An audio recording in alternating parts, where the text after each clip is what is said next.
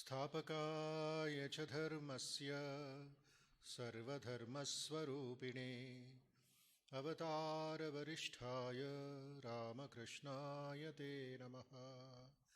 यथाग्नेर्दाहिका शक्ति रामकृष्णे स्थिता हिया सर्वविद्यास्वरूपां तां शारदां प्रणमाम्यहम्।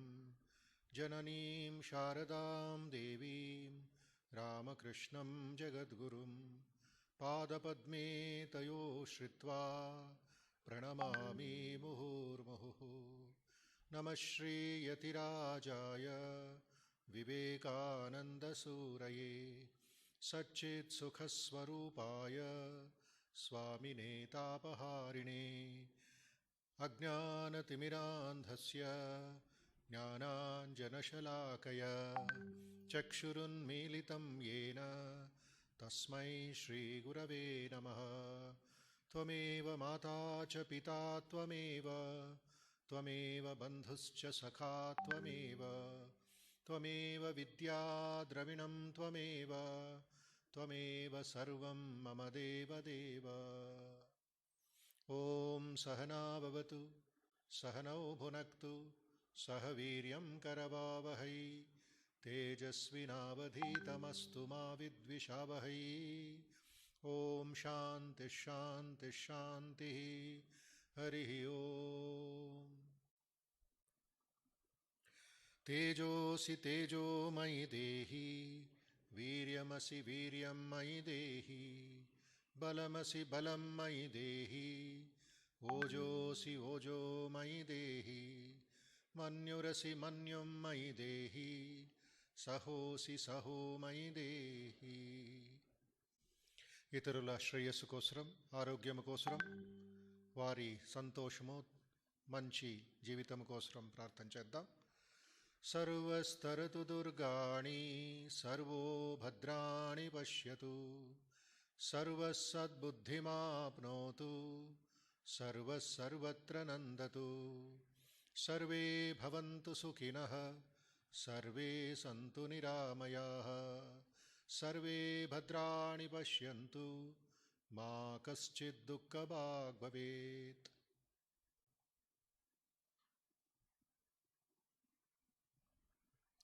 శ్రీరామకృష్ణ ధ్యానం.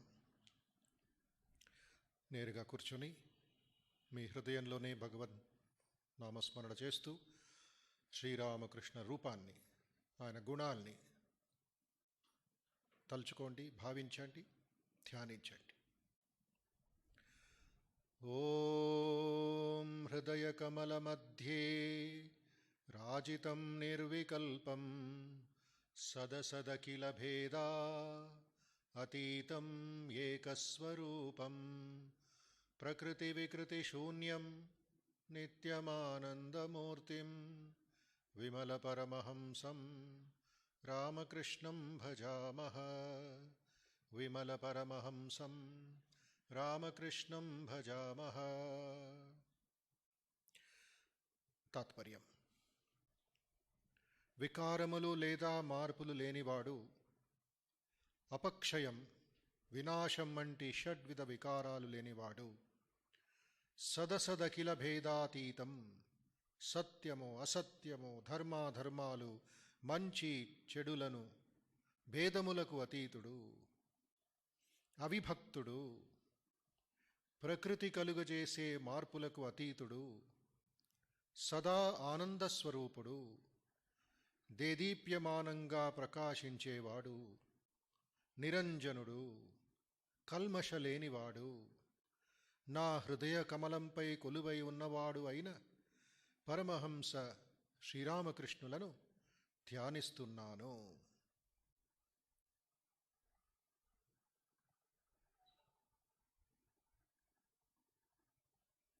రెండవ శ్లోకం. నిరూపమమతి సూక్ష్మం నిష్ప్రపంచం నిరేహం గగన సదృశమీశం సర్వభూతాధివాసం త్రిగుణరహిత సచ్చిద్ బ్రహ్మరూపం వరేణ్యం విమల పరమహంసం రామకృష్ణం భజామః. విమలపరమహంసం రామకృష్ణం భజామః. అనుపమమేయుడు, అత్యంత సూక్ష్మవర్తనం కలవాడు, పరిశుద్ధుడు, భేదరహితుడు, కోరికలు లేనివాడు, ఆకాశం వలె విశాలమైనవాడు, విశ్వనాయకుడు, సకల జీవరాశులకు ఆశ్రయుడు, త్రిగుణాలకు అతీతమైనవాడు, సకల మానవాళి కోరదగిన సచ్చిదానంద స్వరూపుడు, నిరంజనుడు, కల్మషం లేనివాడు అయిన పరమహంస శ్రీరామకృష్ణులను ధ్యానిస్తున్నాను.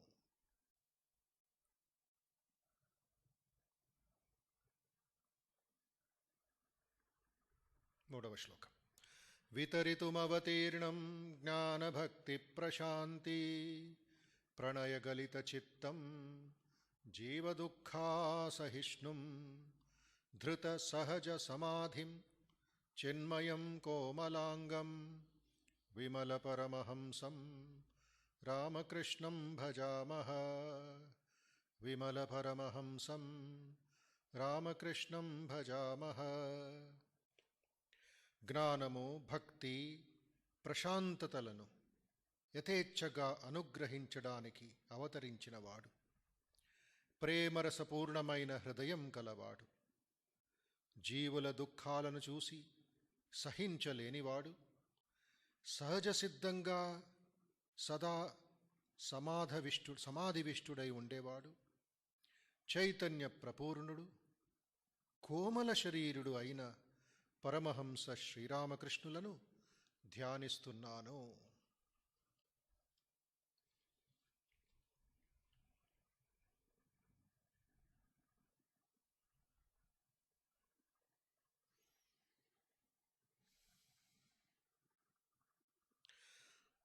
శ్రీ శారదాదేవి అష్టకం నుండి మొదటి శ్లోకం మరియు తాత్పర్యం చదువుతాను.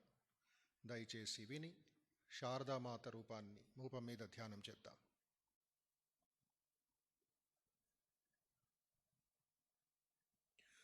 దేవి ప్రసన్నవదనే కరుణావతారే దివ్యోజ్వలద్యుతిమయీ త్రిజగజ్జనేత్రీ కళ్యాణకారిణి వరాభయదానశీలే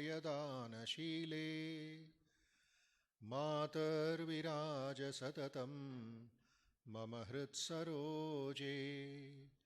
దేవి ప్రసన్నవదనే కరుణావతారే దివ్యోజ్వలద్యుతిమయీ త్రిజగజ్జనేత్రీ కళ్యాణకారిణి వరాభయదానశీలే మాతర్విరాజ సతతం మమ హృత్సరోజే. మాతర్విరాజ సతతం మమ హృత్సరోజే. మాతర్విరాజ సతతం మమ హృత్సరోజే.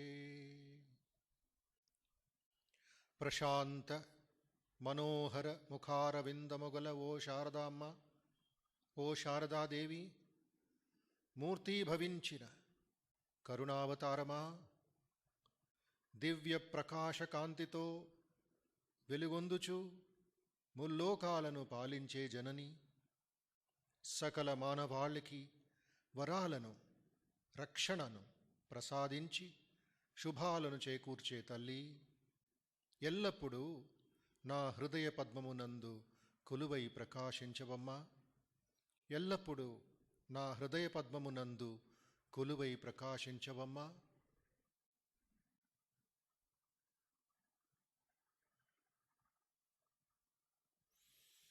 ఓం శాంతి శాంతి శాంతి. ఓం అసతో మా సద్గమయ తమసో మా జ్యోతిర్గమయ మృత్యోర్మా అమృతంగమయ. ఓం శాంతి శాంతి శాంతి. హరి ఓం.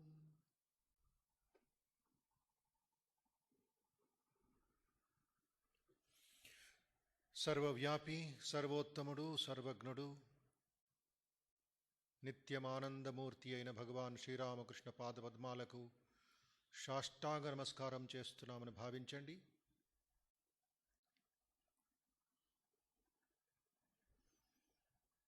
సరస్వతి మహాలక్ష్మి జగజ్జనని షోడశి శ్రీమాత శారదాదేవి పాదపద్మాలకు సాష్టాంగ నమస్కారం చేస్తున్నాం. అదే మనస్సుతో అదే ఏకాగ్రతతో విశ్వేశ్వరుడు వీరేశ్వరుడు యుగాచార్యుడు మూర్తమహేశ్వరుడు అయిన స్వామి వివేకానంద పాదపద్మాలకు మనం సాష్టాంగ నమస్కారం చేస్తున్నాం.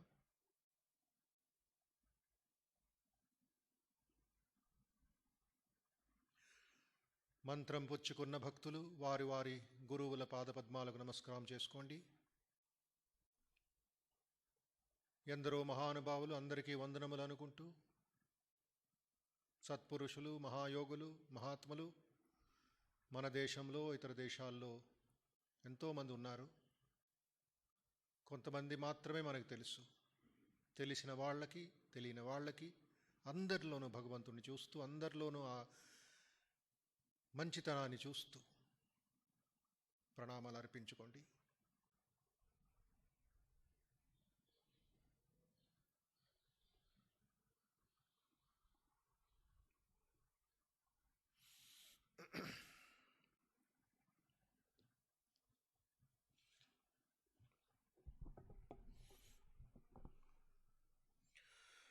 భగవద్గీత అధ్యయనం ప్రారంభిద్దాం. 9వ అధ్యాయం చదువుతున్నాం.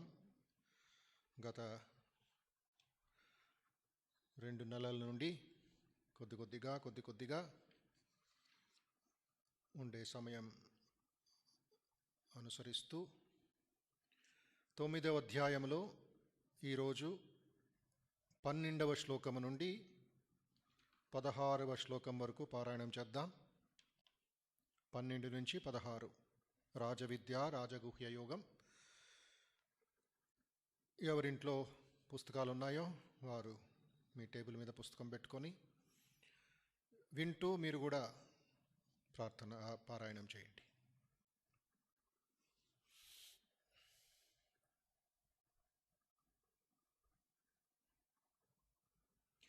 వసుదేవసుతం దేవం కంసచాణూరమర్దనం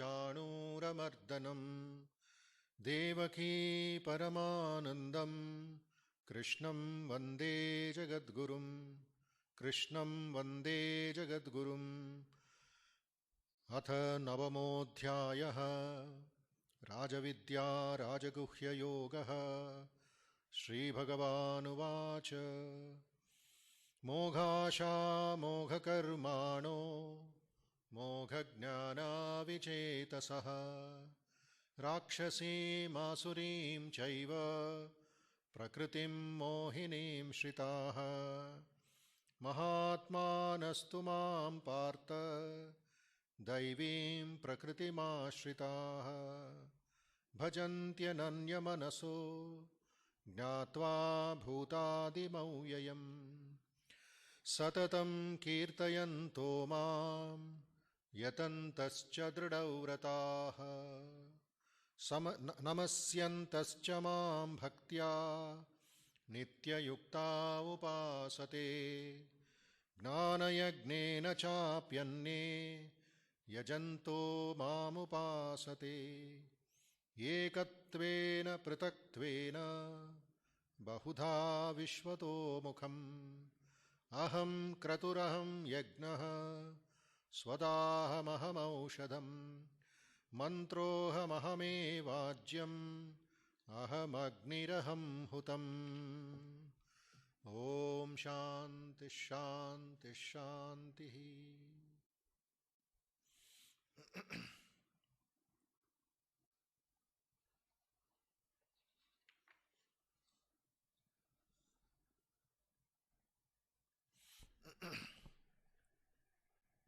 గత శనివారం 12వ అధ్యాయం కొంచెం అర్థం చేసుకోవడానికి ప్రయత్నించాం భగవద్ అనుగ్రహంతో. మళ్ళీ అక్కడి నుంచే ప్రారంభించి ముందుకు వెళదాం. 11వ శ్లోకం చాలా గంభీరమైంది. అవజానంతి మామూఢా మానుషీం తనుమాశ్రితం పరం భావమజానంతో మమ భూత మహేశ్వరం. ఎవరైతే ఏ పరమాత్ముడు, ప్రభువు, ఈశ్వరుడు, నియామకుడు, పరమాత్మ, సచ్చిదానంద స్వరూప అంటామో అతను, ఆ పరమాత్మతత్వం తనుమాశ్రితం, మానుషీం తనుమాశ్రితం అన్నాడు. మానుష రూపంలో అవతరణ, అవతార పురుషులు, దశావతారాలు, ఇంకా భాగవతంలో చెప్పినట్లుగా 24 అవతారాలు, తర్వాత ఎంతోమంది మహాత్ముల అవతరణం. అవతరణం అంటే కిందకి దిగి రావడం. భగవంతుడే కిందకి దిగి వస్తాడు. ఎందుకంటే మానవులందరినీ, మన బిడ్డలందరినీ, మనందరినీ పైకి తీసుకువెళ్ళడానికి. మనమంతా గొయ్యిలో ఉన్నాం, ఏదో నూతిలో పడి ఉన్నాం, ఈ సంసార తాపత్రయంలో బంధింపబడి ఉన్నాం, త్రిగుణాలతో మనం బాధపడుతున్నాం. అలాంటి వాడిని కరుణించి ఆయన దిగి వస్తాడు. యదా యదా హి ధర్మస్య గ్లానిర్భవతి భారత అభ్యుత్థానమధర్మస్య తదాత్మానం సృజామ్యహం అన్నట్లుగా యుగ యుగాల్లోనూ వేరువేరే రూపాల్లో, వేరువేరే ప్రదేశాల్లో, వేరువేరే గుణాలతో ఆయన అవతరిస్తాడు. అయితే ఈ అహంకారం వల్ల, నిర్లక్ష్యం వల్ల ఆ పరమాత్ముణ్ణి, ఆ పరమాత్మ తత్వాన్ని మనం గుర్తించకుండా అవమానిస్తాం. ఎన్నో ఉదాహరణలు చూశాం. శిశుపాలుడి కథ మనకందరికీ తెలుసు భాగవతంలో, దుర్యోధనుడి కథ మనకు తెలుసు మహాభారతంలో, కంసుడి కథ తెలుసు, రావణుడి కథ తెలుసు.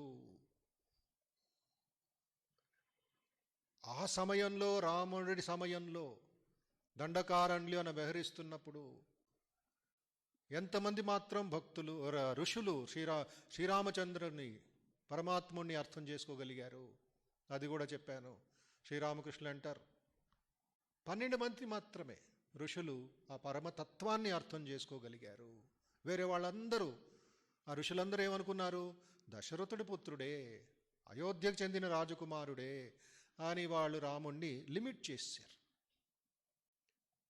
ఆ సచ్చిదానంద స్వరూపం ఈ టైం, కాజ్ అండ్ స్పేస్, దేశకాల నిమిత్త దీంట్లో పడి ఆ పరమాత్మతత్వమే మానుష రూపంలో వ్యవహరిస్తున్నప్పుడు మనం కూడా అతను మనలాగే ఉన్నాడులే, మనలాగే తింటున్నాడులే, మనలాగే నివసిస్తున్నాడే అని మనం ఆయనతో పాటు తిరుగుతూ ఉంటాం, ఆయన గొప్పతనం అర్థం చేసుకోకుండా.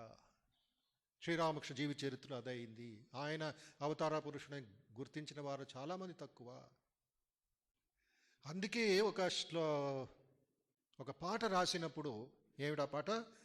ఆరతి పాట, శ్రీరామకృష్ణ ఆరతి స్తోత్రం స్వామి వివేకానంద రాసినప్పుడు, ప్రతిరోజు అదే సమయానికి 6:45 కొన్ని రామకృష్ణ కేంద్రాలు 7 గంటలకి, కొన్ని జిల్లాల్లో ఉండే సేవా సమితుల దేవాలయాల్లో ఈ ఆరతి పాట జరిగిన సంధ్యా సమయంలో 6:30కో 6:45కో 7కో ఇద్దరు ఉంటారు, 20 మంది ఉంటారు, లేకపోతే లోకల్ భక్తులు ఉంటారు. గత 120 సంవత్సరాల నుంచి అదే పాట జరుగుతుంది. అదే రాగంలో, అదే తాళంలో, అదే భావంతో ప్రజలు పాడుతూ ఉన్నారే. ఒక చిన్న ఏ క్షేత్రాల్లో రామకృష్ణ కేంద్రము లేదో, ఏ జిల్లాల్లో, ఏ పట్టణాల్లో కొంతమంది భక్తులు నిష్ఠతో, రామకృష్ణుల భక్తితో వారి గదిలోనే, వారి ఒక పూజా మందిరంలోనే ఆరతి పాట టేప్ రికార్డర్ వేసుకొని, లేక వాళ్ళు పాడుకుంటూ రామకృష్ణ ఆరతి చూపించి కొంచెం ఫలమో ఏదో వడ్డించి రామకృష్ణ నైవేద్యం చేస్తూ ఉంటారు, ధ్యానం చేస్తుంటారు, సంప్రదాయంగా ఒక నిష్ఠతో చేస్తూ ఉంటారు. ఎవరా రామకృష్ణలో? కస్మై దేవాయ హవిషా విధేమ అంటుంది వేదము. ప్రశ్న అడుగుతుంది, ఎవరికి మనం పూజలు అర్పిస్తున్నాం? కస్మై దేవాయ హవిషా విధేమ. ఈ హవిష అంతా, నెయ్యి అంతా ఎక్కడికి వెళుతుంది? ఎవరా పరమాత్ముడు? ఏమిటా తత్వం? ఆ అర్థం చేసుకోవడానికి వివేకానంద స్వామి మనకు ఒక పద్ధతి ఇచ్చారు, ఒక సిస్టమ్ అనేది మనకు కలిగించారు.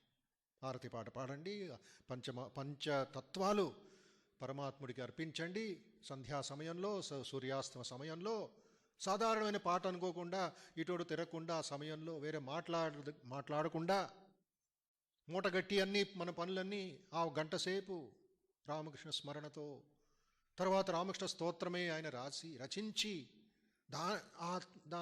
స్తోత్రాలకి ఏ రాగంలో పాడాలి అని కొంచెం, ఎందుకంటే భక్తి కలగాలి మనలో, ఒక భావం కలగాలి మనలో.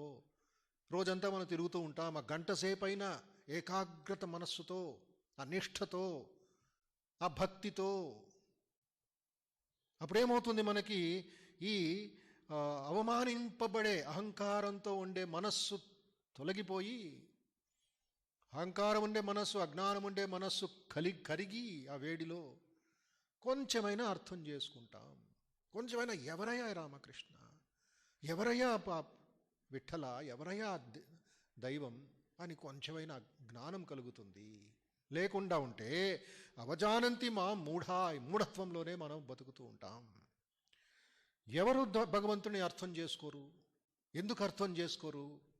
ఎందుకు ఆ మహాతత్వాన్ని సూర్యుడిగా మనం ఎందుకు చూడలేకపోతున్నాం? ఆయన ఎందుకు కలర్స్ వేస్తాం?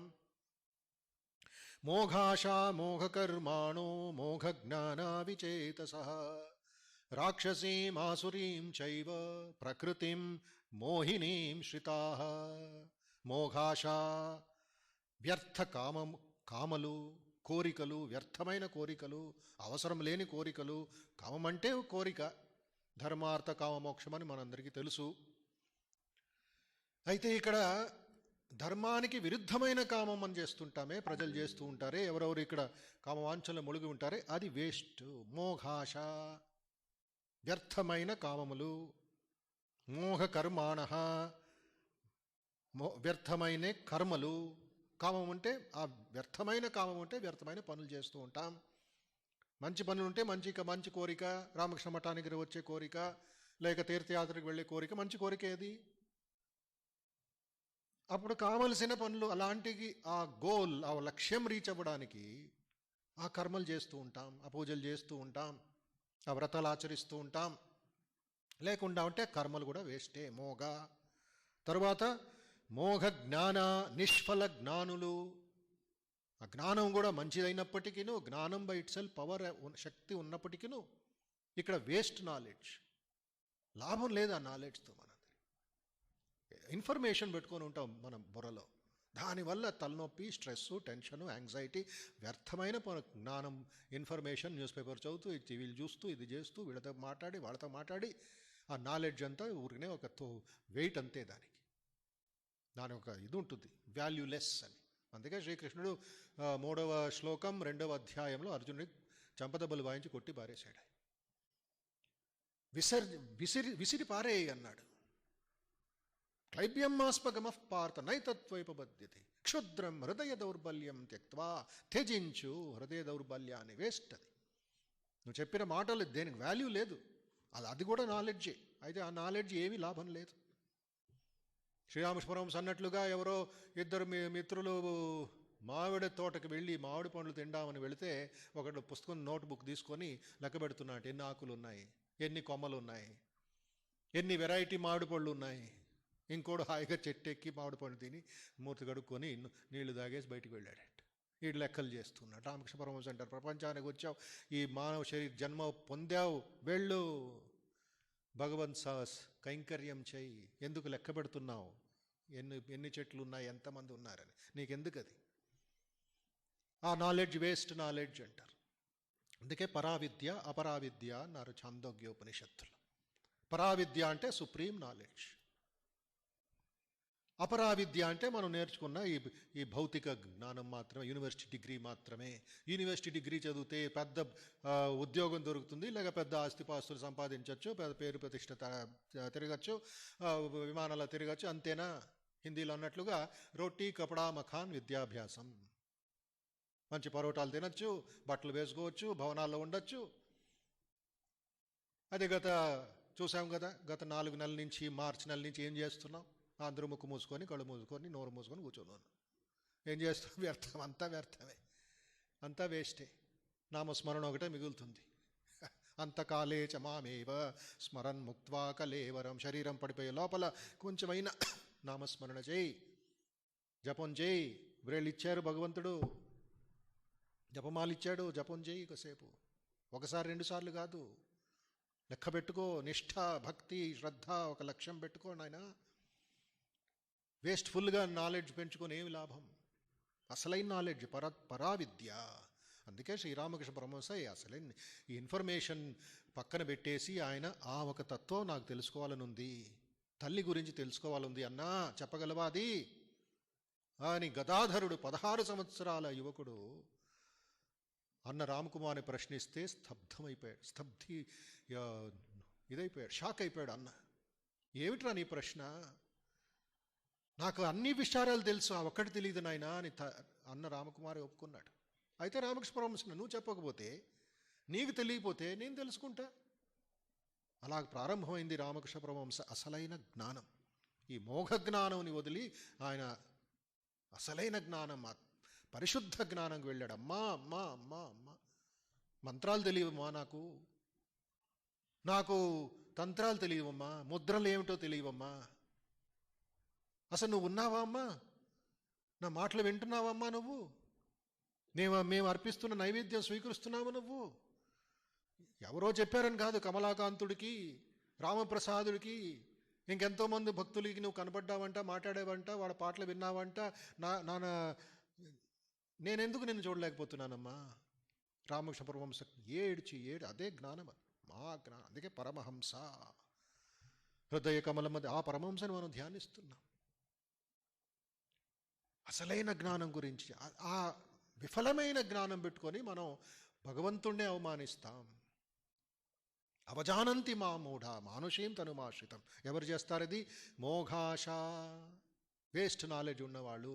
మోఘ కర్మ, వాళ్ళే వేస్ట్ పనులు చేస్తారు. మోఘ జ్ఞాన విచేతస, చేతస్ అంటే జ్ఞానము, విచేతస్ అంటే అవివేకము, బ్రెయిన్లెస్ అంటారు, కామన్ సెన్స్ లేని వాళ్ళు. ఒక రాయిని గురువుగారు ఇచ్చారండి, రాయి. దీని రాయి గురించి ఏమి చెప్పలేదు. దీని విలువ, మార్కెట్ విలువ ఎంత ఉందో తెలుసుకొనిరా అని శిష్యుడికి ఇచ్చారంట. ఆ శిష్యుడు రాయిని తీసుకువెళ్ళి కూరగాయలు అమ్ముతున్న వాడి దగ్గరికి ఇచ్చాడంట. ఈ రాయి తీసుకొని నాకు ఎంత డబ్బు ఇస్తావు, లేక ఎన్ని కూరగాయలు ఇస్తావు అన్నాడు. ఆ రాయి ఇటు చూశాడంట ఆయన, కూరగాయలు అమ్మేవాడు మార్కెట్లో. నీకు 1 కిలో వంకాయలు ఇస్తాను ఈ రాయికి అన్నాడంట. సరే, ఆ రాయి నాకు ఇచ్చి, ఎవరే ప్రశ్నిస్తున్నాను అంతే, నువ్వు ఎంత ఇస్తావో దానికి, మార్కెటింగ్ బిజినెస్. బట్టల దుకాణానికి వెళ్ళాడు, బట్టల షాప్ దగ్గరికి వెళ్ళాడంట. ఈ రాయి తీసుకొని నాకు ఎన్ని బట్టలు ఇస్తారు? అప్పుడు ఆ బట్టలోడు అన్నాడంట, బట్టలు అమ్మేవాడు అన్నాడంట, నీకు ఇక్కడ ఈ షాపులో ఉన్న బట్టలు కంటే ఇంకా 5 రెట్లు ఇస్తాను. సరే, నాకు రాయి ఇచ్చి, నాకు తెలిసింది దీని వాల్యూ ఎంతో. కంసాల దగ్గరికి వెళ్ళాడంట, నగలమ్మేవాడి దగ్గరికి వెళ్ళాడంట. ఈ రాయి తీసుకొని ఎంత నగలు ఇస్తారు నాకు, ఎంత బంగారం నాకు రిటర్న్లో ఇస్తారు అంటే, ఆడు 1 నిమిషం ఉండు అని కూర్చోబెట్టి లోపలికి వెళ్ళి 10 నిమిషాల తర్వాత వచ్చాడంట.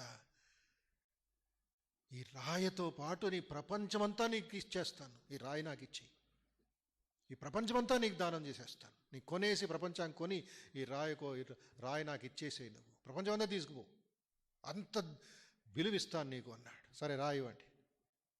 వీడికేమీ తెలియలే రాయి గురించి. ఒక్కొక్కళ్ళు దాని విలువ పెంచుకొని వెళ్ళిపోతున్నారు. తర్వాత గురువుగారి దగ్గరికి వెళ్ళి అడిగాడంట, గురువుగారు ఏమిటిది? కూరగాయలు అమ్మేవాడు 1 కిలో వంకాయలు అన్నాడు, బట్టలు అమ్మేవాడు ఈ షాపు కంటే 5 రెట్లు బట్టలు నీకు ఇచ్చేస్తాను, ఈ రాయి నాకు ఇచ్చే అన్నాడు.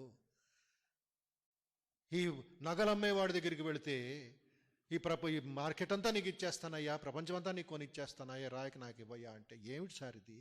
ఈ రాయి ఏమిటి చెప్పండి, నాకు కొంచెం జ్ఞానం ఇవ్వండి, జ్ఞాన బోధన చేయండి అంటే, నాయనా ఈ రాయి వజ్రం, ఈ రాయి వజ్రం.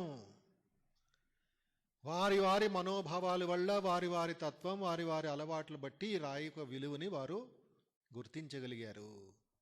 కూరగాయలు అమ్మేవాడికి ఆ రాయి ఒక ఆర్డినరీ రాయే, సాధారణమైన రాయి, అదేదో తూకం పెట్టుకోవడానికి ఉపయోగించుకుంటాడు. ఇంకోడు కొంచెం రాయి యొక్క స్మూత్నెస్, రాయి మంచితనం చూసి కొంచెం ఎక్స్ట్రా బట్టలు ఇచ్చాడు. అసలైన వాడు ఎవరు కనుక్కున్నాడో వాల్యూ గురించి? నగలమ్మేవాడే, జ్యువెలర్స్. వాడికి తెలిసిపోయింది ఇది వజ్రం. ఇది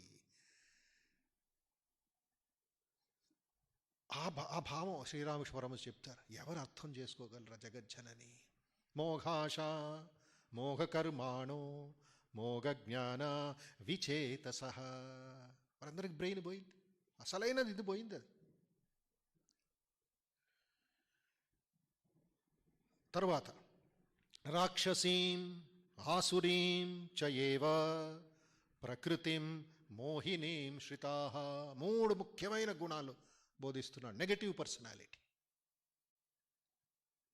అనుకూలమైన పర్సనాలిటీ కాదు, వ్యతిరేకమైన పర్సనాలిటీ. ఒకటి రాక్షసీ గుణమున్నవాళ్ళు, రెండవది ఆసురీ గుణమున్నవాళ్ళు, మూడవది మోహినీం గుణం ఉన్నవాళ్ళు. ఎవరు రాక్షసులు? శాడిస్టులు అంటారు ఇంగ్లీష్లో. శాడిస్టులు. ఇతరులు నొప్పి చూసి వీరికి ఎంత ఆనందం అంట.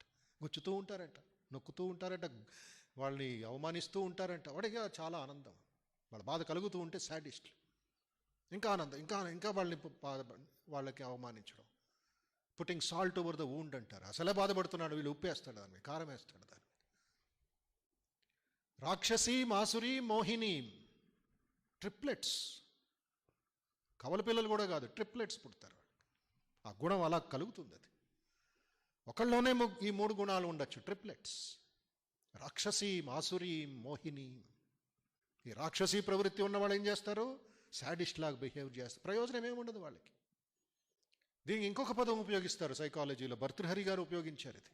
ఏ సమాజానికి వెళ్ళినా, మీరు ఆఫ్రికాకి వెళ్ళండి, మీరు ఆదిలాబాద్కి వెళ్ళండి, లేక హైదరాబాద్లో ఉండండి, లేక ఢిల్లీకి వెళ్ళండి, లేక మీరు అమెరికాకి వెళ్ళండి, ఏ సమాజం, మానవ సమాజంలో ఉండే వాళ్ళకి భర్తృహరి గారు నీతి శతకములో ఒక అద్భుతమైన శ్లోకం వర్ణిస్తారు. ఏమిటది? 4 రకాల ప్రజలు మనోభావంతో ఉంటారంట. మనం ఇన్పర్సనల్గా సమాజాన్ని అబ్జర్వ్ చేస్తూ ఉండాలి. అది మన సమస్య ఏమిటంటే, మనం పార్టిసిపేట్ చేస్తూ ఉంటాం, మునిగిపోతూ ఉంటాం, వాళ్ళతో పాటు మనం డ్యాన్స్ చేస్తూ ఉంటాం. అయితే విజ్ఞాని ఏం చేస్తాడు? బయటకు వచ్చి కొంచెం వీక్షిస్తాడు. ఏం జరుగుతుంది అసలు సొసైటీలో? అబ్జర్వింగ్ చేయాలి, వీక్షించాలి కొంచెం. అప్పుడే మనకి కొంచెం జ్ఞానోదయం అయ్యేది, కొంచెం మెచ్యూరిటీ వచ్చేది, కొంచెం వివేకం కలిగేది. మొట్టమొదటి కేటగిరీ వాళ్ళు సత్పురుషులు అంటారు. ఏకే సత్పురుషా పరార్థఘటకాః స్వార్థాన్ పరిత్యజ్యయే అంటారు భర్తృహరి గారు. వాడి స్వార్థాన్ని త్యజిస్తూ, వాళ్ళ శరీరమంతా పరోపకారార్థం ఇదం శరీరం అనుకుంటున్న వాళ్ళు సత్పురుషులు. లాస్ట్ డే వరకు, చివరి రోజు వరకు ఇతరుల కోసం ప్రార్థన చేస్తూ ఉంటారు, ఇతరుల కోసం సేవ చేస్తూ ఉంటారు. ఈ కరోనా మహమ్మారి సమయంలో చూస్తున్నాం, మనం ఇప్పుడు చూస్తున్నాం, వైపరీత్యాలు చూస్తున్నాం, స్ప్లిట్ పర్సనాలిటీ చూస్తున్నాం. ఉన్నట్టుండే కొంతమంది కొట్టుకుంటున్నారు, కొంతమంది ఆహ్వానిస్తున్నారు వారి కమ్యూనిటీలో, వారి భవనాల్లో, వారి ఏరియాలో. రండి రండి రండి, మళ్ళీ పూలమాలేసి డాక్టర్ని ఆహ్వానిస్తున్నారు, డాక్టర్ని ఆరతి ఇచ్చి రప్పించుకుంటున్నారు. మళ్ళీ ఇంకొన్ని ఇళ్లల్లో తరుగుతున్నారు వాళ్ళని. Diversification of the real personalities ఎలాగొస్తుందో తెలుసు. సమానంగా లేదు సమాజం. బయట అందరూ బట్టలు వేసుకొని తిరుగుతూ అందే కారు, ఒకే కారులో ఒకే ఇంట్లో తిరుగుతున్నారు, ఒకే బియ్యం అన్నం తింటున్నారు. అయినప్పటి బిహేవియర్లో ఎంత వ్యత్యాసం అందరికీ తెలుసు. మార్చి 22వ తారీఖు నుండి ఆగస్టు 9వ తారీఖు ఎన్ని ఘటనలు, ఎన్ని సంఘటనలు చూసాము, ఎక్స్ట్రీమ్స్కి చూసాం. ఈ సైకాలజీ ఇది ట్రైనింగ్ లేని దానివల్ల ఈ వైపరీత్యాలు కనబడుతున్నాయి. అందుకే భర్తృహరి గారు అంటారు, సత్పురుషులు చాలామంది ఉన్నారు, డాక్టర్లు ఉన్నారు. అదే డాక్టర్లు మళ్ళా వేరే వేరే చెడు పనులు చేసిన వాళ్ళు ఉన్నారు. అన్ని డిపార్ట్మెంట్స్లోనూ అలాగున్నారు, మన నలుమూలలోనూ అలాగున్నారు. సత్పురుషాః స్వార్థాన్ పరిత్యజ్యే. వాళ్ళని రికగ్నైజ్ చేయాలి, వాళ్ళని గౌరవించాలి. రెండవ కేటగిరీ, రెండవ గుణమే ఉన్నవాళ్ళు ఎవరు? సామాన్యాః అంటారు భర్తృహరి గారు. సామాన్యులు ఎవరు? సామాన్యులు ఎవరు అంటే, వారు ఇతరులకి మంచి చేస్తారు, అయితే వారికి కొంచెం కోరిక ఉంటుంది, నాకు కూడా కొంచెం నాతో పాటు కొంచెం పంచుకోవయ్యా మంచితనాన్ని. నీకు 10 రూపాయలు వస్తే నాకు 5 రూపాయలు ఇవ్వయ్యా, నీకు 100 రూపాయలు వస్తే నాకు 50 రూపాయలు. Live and let live policy వాళ్ళదంతా. నువ్వు బతకాలి, నేను బతకాలి. సామాన్యులు మంచిదే, సమాజంలో నడుస్తూ ఉంటుంది. అందరూ బతకాలి, అందరూ తినాలి, అందరూ బట్టలు వేసుకోవాలి, అందరూ మంచిగా ఉంటారు. సామాన్యాః సత్పురుషాః. మూడవ కేటగిరీ ఇక్కడ వస్తుంది, రాక్షసాః. మన జాతిలో ఏమంటాం, మానవ రాక్షసాః అన్నారు భర్తృహరి గారు. మానవ రాక్షసులు. రాక్షసులు అంటే మనం నార్మల్గా మన పురాణాల్లో, మన గాథల్లో, మన ఇతిహాసాలు చదివింది ఏమిటి, కొమ్ములు ఉంటాయి, గోర్లు ఉంటాయి, భయంకరమైన రూపాల్లో వస్తాడు, పిల్లలకి కథలు చెప్తే రాక్షసు వస్తాడు, దెయ్యం వస్తుంది, పిశాచి వస్తుంది, కథలు చెప్తూ ఉంటాం. మారు వేషంలో వస్తారు ఈ రాక్షసులందరూ. ఆ కథలను చూసాం సినిమాల్లో, ఇవన్నీ నాటక రూపంలో చూపిస్తూ ఉంటారు. అయితే ఈ మానవ రాక్షసులు సూటు కోటు బూట్ వేసుకొని వస్తారు. ఈ మోడర్న్ 21st సెంచరీ మానవ రాక్షస. మనస్సుల రాక్షసత్వం ఉంది. బయట జెంటిల్ మ్యాన్ లాగా ఉంటాడు, మంచి వ్యక్తిలాగా ఉంటాడు, నామాలు వేసుకొని వస్తాడు. మాట చేసేదంతా కుళ్ళు పని, శాడిస్ట్ పని. కరప్షన్ ఎందుకు, ఈ నరకయాతనలు ఎందుకు, ఈ కామవాంఛనలు ఎందుకు? మానవ రాక్షస. ఇతరులను హింసిస్తా. 4వ కేటగిరీ, 4వ జాతి. భర్తృహరి గారికి ఆ సమయంలో ఏం పేరు పెట్టాలో ఆయన తెలియలేదట. ఆయనే అంటారు, తేకేన జానీమహే. 4వ కేటగిరీ పబ్లిక్ మనుషులకి, మానవులకి ఏం పేరు పెట్టాలో నాకు ఆశ్చర్యంగా, తేకేన జానీమహే, నాకు తెలియటం లేదు, ఇట్ ఇస్ నేమ్లెస్. అయితే ఈ గత 10 సంవత్సరాలు జరుగుతున్న ఈ టెర్రరిస్ట్ అటాకులు, ఈ బాంబ్ అటాకులు, యుద్ధాలు అని మనం తెలిసింది కాబట్టి మన భాషలో, మోడర్న్ భాషలో, వర్తమాన భాషలో ఏం పిలవచ్చు వాళ్ళని, సూయిసైడ్ బాంబర్స్ అంటారు సైకాలజీలో. సూయిసైడ్ బాంబర్, ఆడు చచ్చిపోతాడు, 10 మందిని చంపుతాడు. చంపడానికి ఆడికి ఏ విధమైన సందేహం లేదు, భయము లేదు. అటాక్ చేస్తాడు, RDX వేసుకొని, అలాంటి దుస్తులు వేసుకొని, లోపల బాంబులు పెట్టుకొని చూసాము ఎన్నోసార్లు. కారులో వేగంగా వెళ్ళి ఆర్మీ డిపోను కొడతాడు, ఆడు సస్తాడు. ఆడికేం పెద్ద ప్రయోజనం లే. 100 మందిని చంపడానికి ఆడు తీర్మానం తీసుకుంటాడు, రెజల్యూషన్ తీసుకుంటాడు, దృఢ సంకల్పంతో వెళ్ళిపోతారు. ఆ కేటగిరీ కూడా ఉన్నారు కదా. ఈ 4 కేటగిరీస్, 4 విభాగాలు చూడండి సమాజంలో. సత్పురుషాః స్వార్థాన్ పరిత్యజ్యయే. రెండవది ఎవరు? సామాన్యాః. వాళ్ళు ఎక్కువ మంది ఉన్నారు. అయితే ఎలాంటి శిక్షణ ఇవ్వాలి పిల్లలకి, ఎలాంటి శిక్షణ, ఎలాంటి బోధన? ఈ న్యూ ఎడ్యుకేషన్ పాలసీ వచ్చింది, దాంట్లో ఉన్న కంటెంట్ మనం చూడాలి. ఎలాంటి సిలబస్ పెడుతున్నారు, నీళ్ళ గ్లాస్ ఇవ్వడానికి ఈ గ్లాసులో ఎలాంటి నీళ్ళు ఇస్తున్నారు, ఎన్ని సంవత్సరాలు చదివేది కాడు. ముందు ప్రైమరీ స్కూల్ 3 సంవత్సరాల 3+3+3+2 4 ఏదో రకరకాల ఫిజికల్గా చూస్తున్నారు, కానీ ఏమి బోధిస్తున్నారు? సామాన్యులు అవుతున్నారా వాళ్ళు? మానవ రాక్షసులు అవుతున్నారా వాళ్ళు? లేక టెర్రరిస్టులు అవుతున్నారా వాళ్ళు? లేక సత్పురుషులు అవుతున్నారా? ఆదర్శ సమాజం అంటే ఏమిటి? ది ఐడియల్ సొసైటీ అంటే ఏమిటి?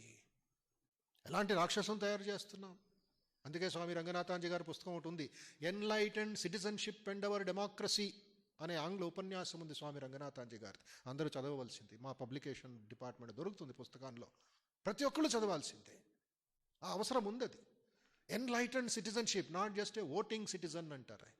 కేవలం ఓటు వేసేసి తర్వాత నీ పనులను చూసుకుంటావా? లేదు. నాగరికుడు, జాగృతమైన నాగరికుడు.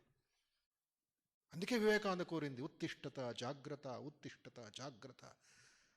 ఆత్మభావంతో కూర్చోవాలి IAS ఆఫీసర్, ఆత్మభావంతో కూర్చోవాలి ఒక పోలీస్ ఆఫీసర్, ఆత్మభావంతో ఒక ఉపాధ్యాయుడు క్లాస్ రూమ్లోకి వెళ్ళాలి, ఆత్మభావంతో తల్లిదండ్రులు పిల్లలకి మదాలస లాంటి బోధనలు ఉపదేశించాలి.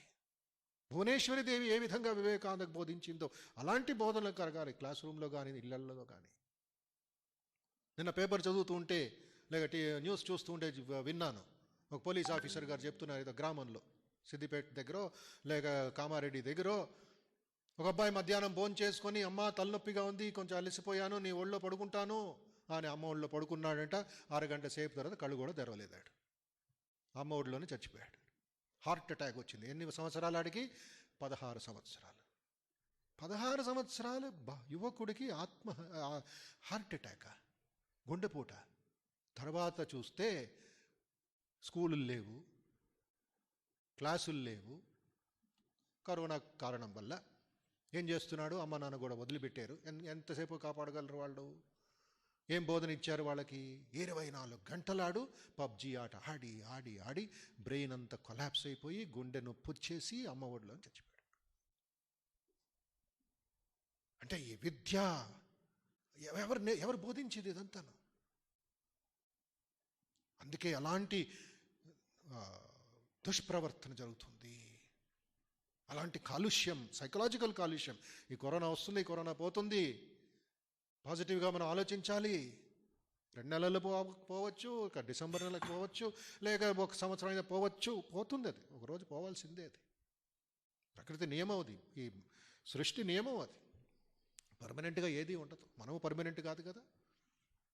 అయితే ఈ ఒక కాలచక్రంలో మనం ఏమి నేర్చుకుంటున్నాం? ఎవరిని ఆశ్రయిస్తున్నాం?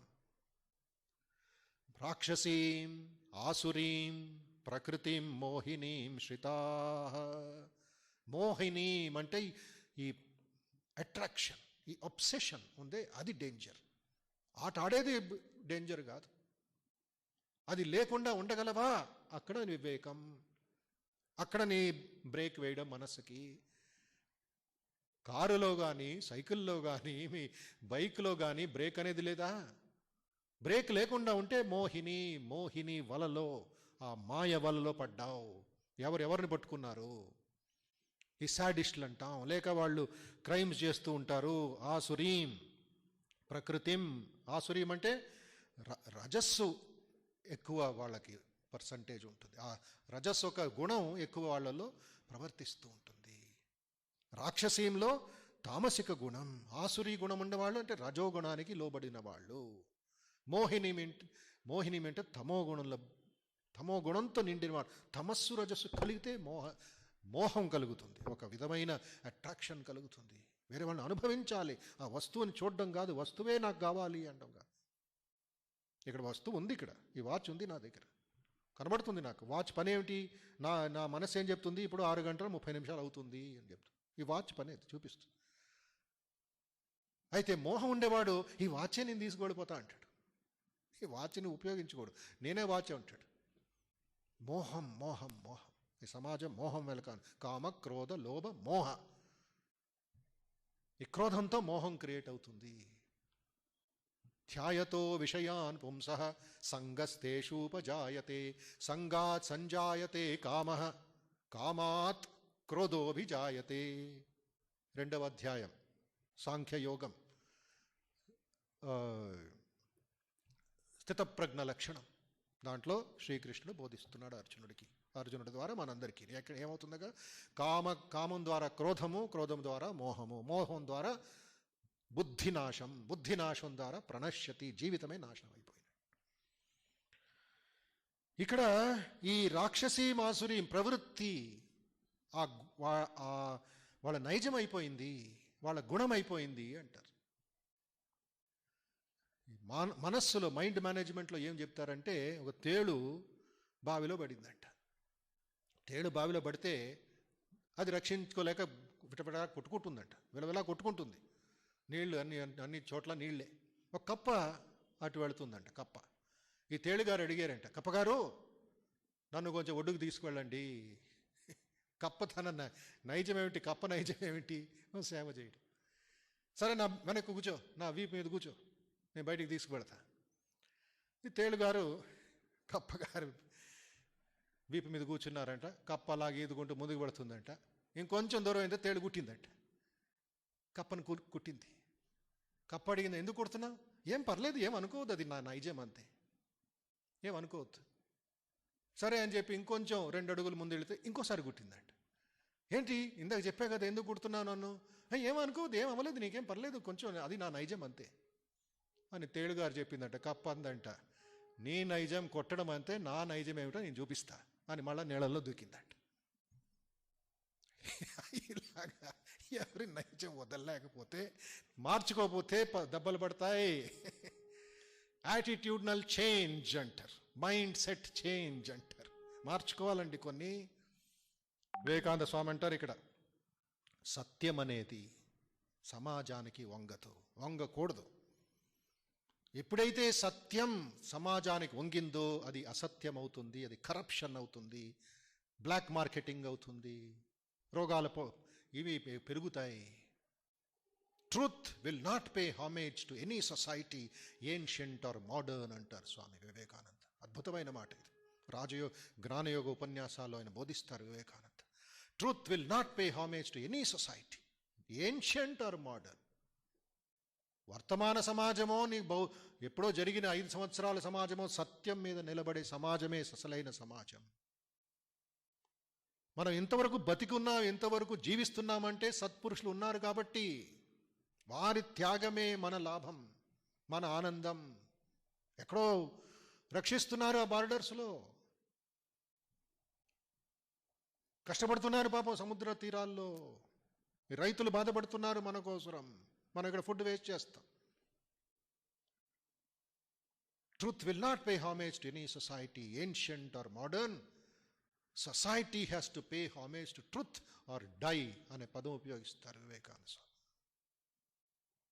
ఆ సొసైటీ అవసరం లేదు, నాకు ఉండడం అవసరం, లెట్ ఇట్ డై.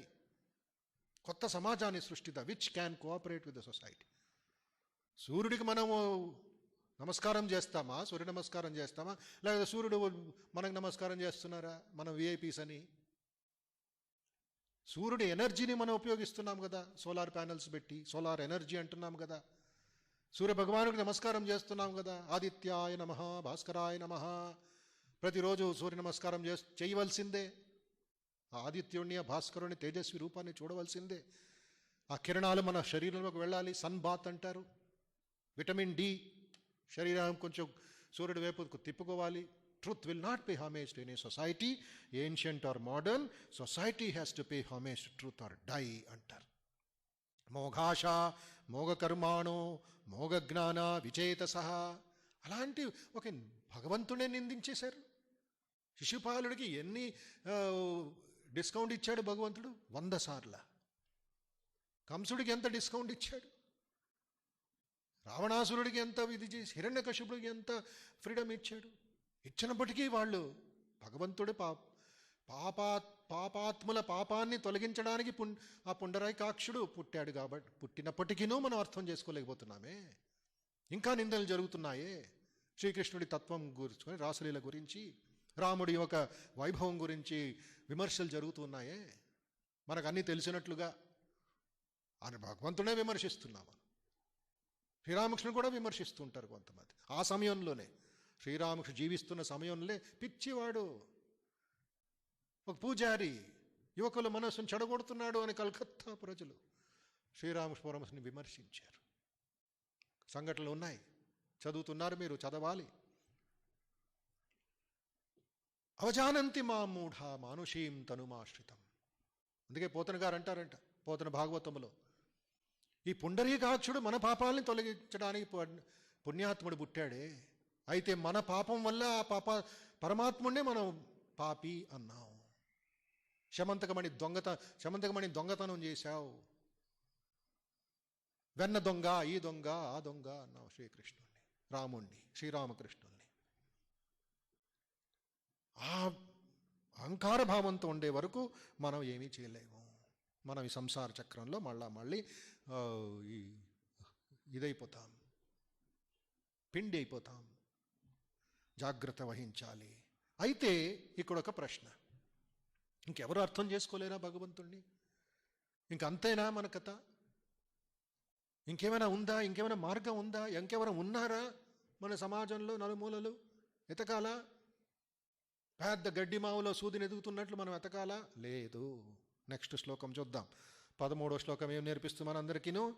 మహాత్మానస్తు మాం పార్థ దైవీం ప్రకృతిమాశ్రితాః భజంత్యనన్యమనసో జ్ఞాత్వా భూతాదిమవ్యయం. ఎంత అద్భుతంగా, ఎంత చక్కగా గోరుముద్ద తినిపించుతున్నాడు దేవుడు, ఆ పరమాత్ముడు. ఒకవైపు నెగటివ్ పర్సనాలిటీ, ఇంకోవైపు పాజిటివ్ పర్సనాలిటీ గురించి చెప్తున్నారు. మహాత్మానస్తు, మహాత్ములకి ఆపోజిట్ ఎవరండి? విపరీతం ఎవరండి? ఆపోజిట్ ఎవరండి? అల్పాత్మన. మహాత్మాన అల్పాత్మన. అల్ప అంటే చిన్న మనసు ఉన్నవాళ్ళు. ఒక కప్పకి, రామకృష్ణ చెప్తారు, కప్పకి ₹1 నాణ్యం దొరికిందంట. పొంగిపోయింది అది అహంకారంతో. నేను ఎంత గొప్పవాడిని, నేనెంత గొప్పవాడిని అని ₹1 తీసుకువెళ్ళి తన గొయ్యిలో పెట్టుకుందంట. ప్రతి ఒక్క జంతు వెళుతుంటే, ఏయ్ జాగ్రత్త, ఇటువైపు రావద్దు, నా దగ్గర ₹1 ఉంది అని సెల్ఫ్ ప్రొక్లమేషన్ చేస్తుంది, అడ్వర్టైజ్మెంట్ చేస్తుంది కప్ప. ఒకరోజు కొన్ని ఏనుగుల గుంపు ఆ అడవిలో వెళుతూ ఉంటే అటువైపు ఒక్క ఏనుగు కాలు ఈ కప్పగారి గొయ్యి మీద, ఇల్లు మీద వెళ్ళిందంట, దాటి వెళ్ళిందంట. కప్పకి ఎంత కోపం వచ్చేసిందంటే శ్రీరామకృష్ణ అంటారు, వెళ్ళి ఏనుగుని తన్నిందంట. కప్ప ఏనుగుని తండవా అంటే ఏనుగుని అంటుందంట, నేను ఇక్కడ ఉన్నాను, నా ఇల్లు మీద నువ్వు వెళ్తావా, పక్కకు వెళ్ళలేవు. ఏనుక్కి కప్పు ఉందో లేదో తన ఎగ్జిస్టెన్సే తెలియదు ఏనుక్కి. ఒక కాలు ఇలా పెడితే అది పచ్చడైపోద్ది ఆ కప్ప. అలాంటి కప్పకి ₹1 దొరికితే ఎంత పొగరు, ఎంత అహంకారం, శ్రీరామకృష్ణ అంటారు. అలాగ మన మనస్సులో ఆ అహంకారం అనేది, లేక ఈ కామం అనేది, క్రోధం అనేది ఒక్క లేశమాత్రం ఉన్నప్పటికీ మనం పొంగిపోతూ ఉంటాం, మనమే అన్ని చేస్తున్నాం అనుకుంటాం. అయితే మహాత్ములు ఏం చేస్తారు? సత్పురుషాః పరార్థ ఘటకాః స్వార్థాన్ పరిత్యజ్యయే. స్వార్థమంతా వదిలేసే మహాత్ములు అయిపోతారు వాళ్ళు. వాళ్ళ వికాసం పొందుతారు, విశాలమైపోతారు. శరీరం లిమిటెడ్గా ఉంటుంది. శరీరం 5 అడుగులే, 6 అడుగులే, లేక 50 కిలోలే, 100 కిలోలే. మాంసం ముద్దే, మనలాగి శరీరమే వాళ్ళది. అయితే వారి ఆత్మ మహాత్మా, రాక్షసీం మహాత్మా, ఆసురీం సత్పురుషాః. ఇలాగ మనం కొంచెం అరేంజ్మెంట్ చేసుకొని మనం ఏ లెవెల్లో ఉన్నాం మనం తెలుసుకోవాలి. ఇదే సెల్ఫ్ ఎనాలిసిస్ అంటారు. దీన్నే స్వాధ్యాయం అన్నారు పతంజలి గారు. స్వాధ్యాయం ప్రతిరోజు చేయాలి. మనం రాక్షసీ ప్రవృత్తితో ఉన్నామా, ఈ మహాత్మా ప్రవృత్తితో ఉన్నామా, ఆసురీ ప్రవృత్తితో ఉన్నామా, లేక సేవా ప్రవృత్తితో ఉన్నామా, మనం భక్తులమా, లేక మనం మోహంతో మునిగిపోతున్నామా, కొంచెం సెల్ఫ్ అనాలిసిస్ చేసుకోవాలి. నిందించకూడదు. నిందిస్తే ఏమవుతుంది? డిప్రెషన్లోకి వెళ్ళిపోతాం. అయ్యో నేనేమి చేయలేనే, అయ్యో నేను పాపిష్టుని, అయ్యో నేను పుణ్యానికి ఏమీ లేదు, భక్తి లేదు నాకు. నో, దానికి ఫుల్ స్టాప్. వేదాంతంలో దీనికి అవకాశమే లేదు, స్థానమే లేదు, నిందనకి స్థానమే లేదు. ప్రతి ఒక్కరికి అవకాశం ఉంది. Never say no, never say I cannot, for you are infinite అంటారు స్వామి వివేకానంద. ఎప్పుడు నో అని చెప్పకండి, ప్రయత్నించండి. ఈ టేబుల్ని అక్కడ తీసుకువెళ్ళగలవా? ప్రయత్నిస్తాను. నేను సాధ్యం కాదు, అది లాభండి. ప్రయత్నిస్తాను, తోస్తాను, ఇంకోటి సహాయం తీసుకుంటాను. ఇక కెమెరా ఆపరేట్ చేయగలవా? నాకేం తెలుసండి, లేదు, ప్రయత్నిస్తాను. పుస్తకం చూస్తాను. ఈ కాలం గూగుల్ గురువు గారు ఉన్నారు కదా, గూగుల్ గురువు దగ్గరికి వెళ్తాం, ఎలాగ కెమెరా ఆపరేట్ చేయాలి అది మనకు రావాలి. మహాత్మా నస్తు మాం పార్థ దైవీం ప్రకృతిమాశ్రితాః. చూడండి ఎంత మంచి పదాలు ఇక్కడ. భజంత్యనన్యమనసో జ్ఞాత్వా భూతాదిమవ్యయం. ఎవరిని పూజిస్తారు? మహాత్మానస్తు మాం పార్థ. కానీ ఈ పాజిటివ్ సైడ్, బ్రైట్ సైడ్, జ్యోతి వైపు మనం తీసుకెళ్తున్నాడు భగవంతుడు. మనకు ఒక స్తంభం ఇస్తున్నాడు పట్టుకోవడానికి, మనకు ఒక ప్లాట్ఫామ్ ఇస్తున్నాడు పైకి వెళ్ళడానికి, ఒక ఇమ్యూనిటీ బూస్టర్ ఇస్తున్నాడు మన ఆరోగ్యం కాపాడుకోవడానికి. అంటే మన ఆధ్యాత్మిక ఆరోగ్యం కేవలం కరోనా నుంచి దూరం ఉండడం కాదు. ఇటు కరోనా నుంచి దూరం ఉంటున్నాం, మానసికంగా దుర్బలులు అవుతున్నాం, వీక్ అయిపోతున్నారు మనుషులు. ఇంకెన్ని రోజులు ఇంట్లో ఉంటారు? ఇంకెన్ని రోజుల మానిటర్ ముందే వర్క్ ఫ్రమ్ హోమ్ హోంవర్క్ చేస్తూ ఉంటారు? కష్టం కదా. ఫిజికల్గా మనకి బూస్టర్ దొరుకుతున్నాయి, మందులు దొరుకుతున్నాయి, లేక మనం యోగాభ్యాసం చేసి మనం రక్షించుకుంటున్నాం. అయినప్పటికీ ఆధ్యాత్మికంగా, మానసికంగా కావాల్సిన మందుని, ఈ ఆయుర్వేద మందుని, ఆధ్యాత్మిక మందుని భగవంతుడు మనకు అందిస్తున్నాడు, నోట్లో పెడుతున్నాడు అండి. ఏమంటున్నాడు? కానీ హే పార్థ, హే అర్జున, దైవీ స్వభావాన్ని ఆశ్రయించిన మహాత్ములు. ఆ పదం చాలా ఇంపార్టెంట్, తత్వం చాలా ఇంపార్టెంట్, ముఖ్యం, గమనించండి, కొంచెం ఏకాగ్రత పెట్టుకోండి ఇక్కడ. దైవీ స్వభావాన్ని ఆశ్రయించిన మహాత్ములు, కామాదులకు లొంగక, తర్వాత అనన్య మనస్కులై, నన్ను జగత్ కారణంగా నిత్యునిగా ఎరిగి భజిస్తున్నారు. 4-5 ముఖ్య లక్షణాలు ఉన్నాయి ఇక్కడ. దైవీ స్వభావాన్ని ఆశ్రయించిన మహాత్ములు మొట్టమొదటిది, ఫస్ట్ పాయింట్. అనన్య మనస్కులై, న అన్య అనన్య, ఇంకా వేరే విధమైన మనస్సు లేదు, వేరే విధమైన ఆలోచనలు లేవు, కోరికలు లేవు, డిస్ట్రాక్షన్స్ లేవు. న అన్య అనన్య, అన్య అన్య అంటే వేరే మనస్సు, న అన్య అనన్య. అనన్య మనస్సు అంటే నాకంటే వేరుగా ఏమీ లేదని తలుస్తూ, ఒక లైట్ హౌస్ లాగా ఆ మార్గం, ఆ కంపాస్, ఉత్తరమేబే కనబడుతూ ఉంటుంది ఎప్పుడు. ఆ కంపాస్ లాగా మనస్సు ఉండాలి, అయస్కాంతం లాంటి మనస్సు భగవంతుడి దగ్గర పెట్టాలి అని అర్థం. నన్ను జగత్ కారణంగా నిత్యునిగా ఎరిగి భజిస్తున్నారు. చూడండి అక్కడ ఏమిటిది, జ్ఞాత్వా, చాలా ముఖ్యమైన పదం అక్కడ. తెలుసుకోవాలి, తెలుసుకుంటున్నారు వాళ్ళు. ఎందుకు తెలుసుకుంటున్నారు? మహాత్ముల లక్షణం ఉంది కాబట్టి. ఎలాగ మహాత్ముల లక్షణం వారికి లభించింది? వారికి ఏ విధమైన మనస్సు లేదు, భగవంతుడు తప్ప, దేవుడు తప్ప. ఒకడు శారదామాత జీవిత చరిత్రలో అద్భుతమైన ఒక సంఘటన జరిగింది. ఒకడు తాగుబోతు, పద్మ వినోద్ అని తాగుబోతు. రోజంతా తాగేవాడు, సాయంత్రం తాగేవాడు, రాత్రి అప్పుడప్పుడు తాగేవాడు, కొన్నిసార్లు రాత్రి తాగి ఉదయం బాగుండేవాడు, తల్లి దగ్గరికి వచ్చేవాడు. శారదానంద గారి అంటే స్వామి శారదానంద గారు శారదామాత సేవకుడు, శారదామాత సెక్రటరీగా తల్లి ఇళ్లలో ఉద్బోధనలో తల్లిని జాగ్రత్తగా చూసుకునేవారు స్వామి శారదానందజీ. శారదానందజీ గారి దోస్త్ ఆయన, శారదానంద గారి మిత్రుడు ఆయన. అయితే తాగుడు అలవాటు. ఎప్పుడెప్పుడు తాగి వస్తాడో విచిత్రంగా పాడడం, విచిత్రంగా మాట్లాడడం, ఆయన వ్యవహారం చాలా చండాలంగా ఉండేది. తాగుబోతుడు కాబట్టి. వచ్చినప్పుడు తెలుస్తుంది శారదానంద గారి తాగి వస్తున్నాడు అని. ఆ పాటలు, ఆడి వ్యవహారం ఆడి తెలుసు కదా అందరికీ.